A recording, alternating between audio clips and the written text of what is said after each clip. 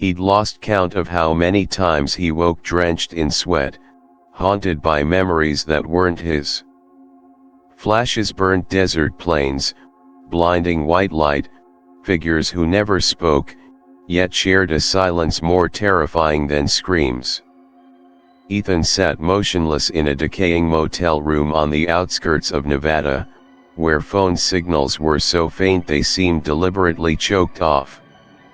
On the table lay a stack of grainy photocopies, no headers, no sources, only the faint fingerprints of those who had risked everything to leave them behind. Project Aquarius. MJ12. Roswell Incident. Disclosure 2001. Each phrase was a blade, slashing through what remained of the veil. He had seen them, the men in black suits with smiles that didn't reach their eyes, drifting through crowds as if gravity didn't apply. He'd heard recordings never meant for the public, the trembling voice of a soldier describing something alive beneath the lower levels of the Dulce base. And he understood now. It was all real. And they knew he knew. Outside, an old pickup truck crawled past with its headlights off. Ethan leaned toward the curtain's edge. 3 nights in a row. Same vehicle. Same route. Same suffocating silence. He was no longer a witness. He was the one holding the flame. And now, the flame must be seen. The world around him had grown quieter, not in the peaceful hush of snowfall or midnight woods, but in the heavy, unnatural silence that settles when something unseen is listening. Ethan walked past the edge of a dying payphone booth, his coat collar turned high against the desert wind, hands buried deep, eyes scanning shadows. The booth didn't ring anymore. No dial tone. Just a low electrical hum, like breath held through a wire too long. He had stopped using phones days ago, burned his credit cards, wiped every trace. But the black SUV still waited across the street each morning, same spot, same plate, windows too dark, hood too clean, like the dust of Nevada didn't dare touch it. No driver ever stepped out. But last night, when Ethan passed the rear window, his reflection wasn't there. At first he blamed exhaustion, too many nights with bloodshot eyes and flickering monitors, government files lit in motel gloom. But the mirror above the sink showed him clearly. Only the SUV's glass was blank. Cold. Like it had decided he didn't exist. They weren't just watching him. They were rehearsing how to erase him. In the motel room, the tape recorder clicked softly, rewinding loops of static and garbled noise. A second-hand device he'd picked up from a pawn shop in Barstow, rigged to sweep old AM channels. This time, the recording caught something new, a voice, warped, like it had traveled through water and dust and distance.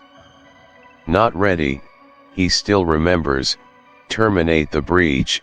It wasn't a broadcast. It was surveillance.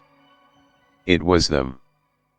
The bulb above him flickered, buzzed once, then pulsed again, sharp, high-pitched, like a scream muffled in glass. And then total stillness. Outside, something shifted. Not footsteps. Not a car. Just a presence, pressing against the air. Ethan didn't breathe. He knelt by the bed, pulled out the duffel bag he hadn't touched in days. Inside, documents, photos, printed pages stained with decades of fear, names redacted, locations blurred, but the intent unmistakable. Project Blue Book. Silent Hill AFB. Extraterrestrial Containment Protocol 74B.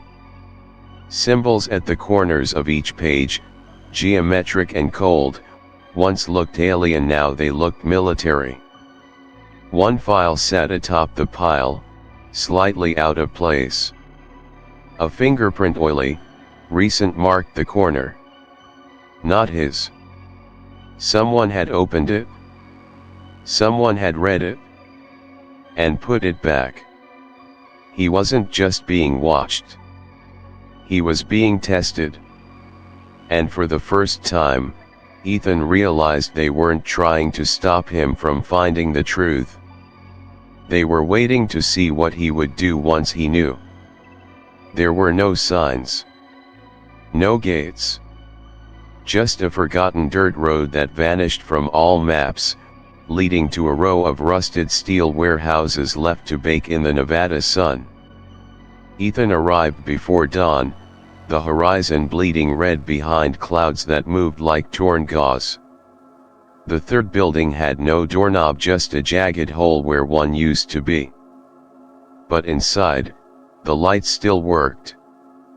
Fluorescent tubes buzzed and stuttered overhead, casting a sickly glow across rows of aging hardware, ancient IBM servers, CRT monitors, dot matrix printers that still wheezed and clicked as paper crawled forward line by line.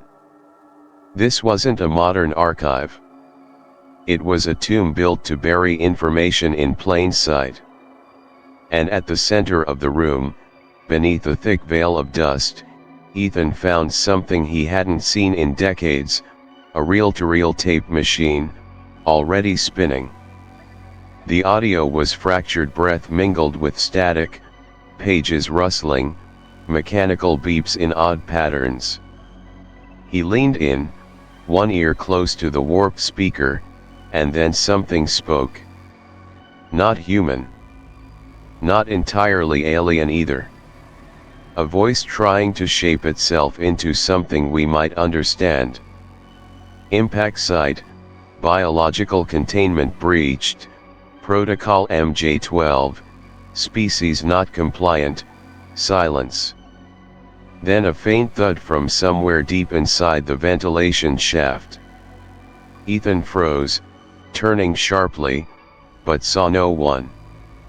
He pressed on, rummaging through rust-bitten filing cabinets. Most folders were blank, the ink eaten by time. But one metal lockbox remained sealed. Inside, a stack of faded documents marked Majestic 12. Meeting transcripts dated summer, 1947. The word Roswell appeared 3 times, each paired with phrases like biological asset, recovery priority, civilian disinformation initiative. A photo slid loose from the files. Black and white. Grainy. Something was covered by a tarp behind a military jeep. In the corner stood a man in a black suit. No badge. No insignia. His face nearly identical to someone Ethan had passed in a train station weeks ago, a waxy grin, eyes without center. It couldn't be the same man. But it couldn't not be. On a nearby table, he found a labeled cassette, Disclosure Hearing, May 2001, eyes only. Ethan inserted the tape and pressed play. A cough. Then a voice, shaky but resolute. A soldier. I worked beneath level 5. Dulce base. It wasn't an experiment. It wasn't research. That thing was alive. And it wasn't on our side. Then came knocking, 3 deliberate taps. Not inside the tape. At the door. Ethan didn't move. His hands still rested on the recorder. Someone else knew he was here. But this time, the fear didn't come from being discovered. It came from the sudden understanding that what he just heard hadn't been said for the first time. Only this time, someone was willing to leave the tape running. He had promised never to contact her again. And yet, when the pieces stopped fitting, when the silence turned sharp enough to bleed, Ethan dialed her number from a gas station payphone 3 towns south. No answer. Not even a voicemail. Just 3 clicks, then static. He waited a day. Then drove. The road to her cabin was one he knew by heart, sharp turns between pine walls, that one collapsed guardrail nobody ever fixed, and the sound of gravel rising like breath beneath the tires. But when he arrived, everything was gone. Not burned. Not stolen. Just absent. The porch swing still creaked in the wind, but the windows were sealed from the inside, and the lock didn't recognize the key. Inside, dust lay perfectly undisturbed, as if time itself had been halted. No photos. No notes. No dishes in the sink. Her name wasn't on the mailbox anymore. Or the tax records. Or the town registry. He asked around. The store clerk didn't recall anyone by that name. The neighbor, the one who always fed stray cats, just smiled politely. You mean the woman who moved here last year? But Ethan had known her for 6. And she wasn't the type who left without telling anyone. Especially not him. She was the first to believe him. The one who handed him the first set of documents, the grainy MJ-12 reports and the faded flight logs stamped unacknowledged. She used to joke about getting erased. Said it like a punchline. Now it wasn't funny. It was clinical. Surgical. Complete. Ethan returned to the motel and tore through his backups. Her emails. Gone. The phone recordings. Static. Even the hard drive sectors had been rewritten with zeros. Not corrupted, deliberately overwritten. That's when he understood. They weren't trying to scare him anymore. They were sending a message: you're next. He stood in the bathroom, staring at his own reflection, wondering what part of him might vanish first. His voice? His memories? The moment someone stops saying your name, how long before you stop existing? The motel TV flickered on by itself. No sound. Just a black screen, and in the center a blinking cursor. A single line typed itself out, one character at a time. Containment protocol active. It came as static at first. Soft, almost accidental.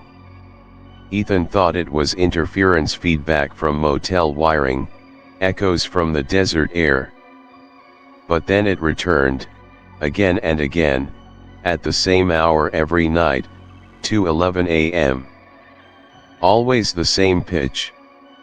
Always the same 5-second pause between pulses. The TV, the radio, even the old motel fridge, it all buzzed with the same cold frequency, as if the signal had no origin, but was simply there, built into the fabric of everything. Ethan began to record it. Piece by piece, pulse by pulse. He charted the intervals, the distortion shifts, and eventually, the pattern emerged. It wasn't random. It wasn't noise. It was a language. Not spoken. Not written. But mapped like sound, forming shape in dimensions just beyond what the human ear can define. Ethan fed the sequence into an old frequency analyzer, then a visualizer, and what appeared on the screen stopped his breath, a lattice of repeating structures, orbiting around a central gap. A silence at the center. Not absence but containment. He reached out to a friend in radio astronomy, a woman who'd once forwarded him a classified SETI report years ago. Her number was disconnected. Her academic page scrubbed. When he searched for her paper, the digital library redirected him to a 404-page unavailable. But someone was watching. Because that night, taped to his motel door, was a manila envelope. Inside, a strip of photo negatives, grainy and almost unreadable. But under harsh light, the shapes became visible: an antenna array in the desert. Not government issue. Homemade. Surrounded by scorched earth. Beside it, a collapsed tower, wires burned from the inside. And a body. No face. No ID. Just the shape of someone who had tried to listen. The last photo in the strip showed coordinates, latitude and longitude etched into the bottom corner in typewriter font. Remote. Deep desert. Ethan knew what it meant. This wasn't a signal meant to be found. It was a warning. But it was also an invitation. And some truths, once heard, demand to be answered. He drove into the desert before the sun rose. No radio. No phone. No maps. Just the coordinates, etched into memory like a scar. As the road disappeared, sand swallowed the tires and the sky faded into a colorless haze. Hours passed. Then something: no signs, no fences, just a shift in silence. A clearing. Half-buried metal towers twisted like bones, and in the center, a small structure no larger than a shipping crate. Smooth. Black. Seamless. Waiting. Ethan stepped out, feeling gravity loosen as if the air itself had paused. Every sound seemed muffled, like the world had been placed behind glass. He approached the object. No doors. No windows. Just a single indentation the shape of a human hand. He didn't ask why. He placed his palm against it. Light. But not from outside, from within. A pulse that ran up his arm, through his spine, into the base of thought. No visions. No language. Just understanding. Everything had always been connected. Roswell. MJ-12. The voices in the dark. The silence in the photos.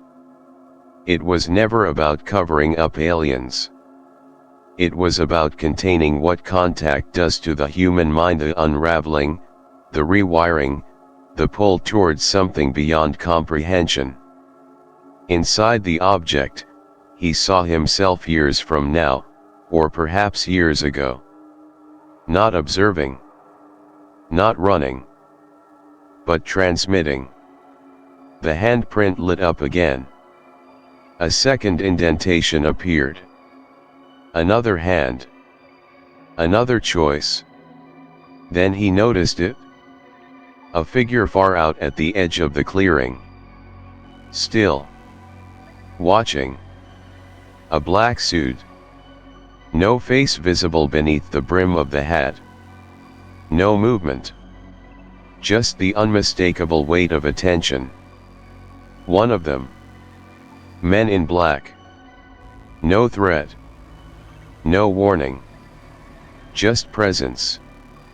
As if the moment had been predicted long before he ever arrived. He blinked.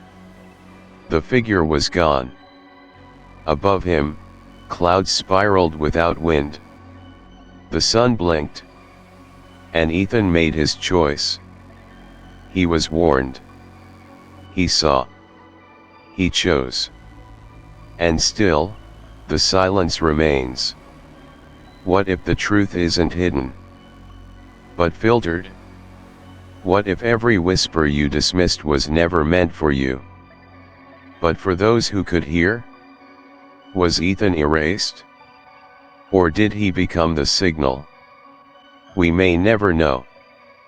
But the static is still out there. And someone is still listening. Stay tuned. Stay aware. Before they tune you out.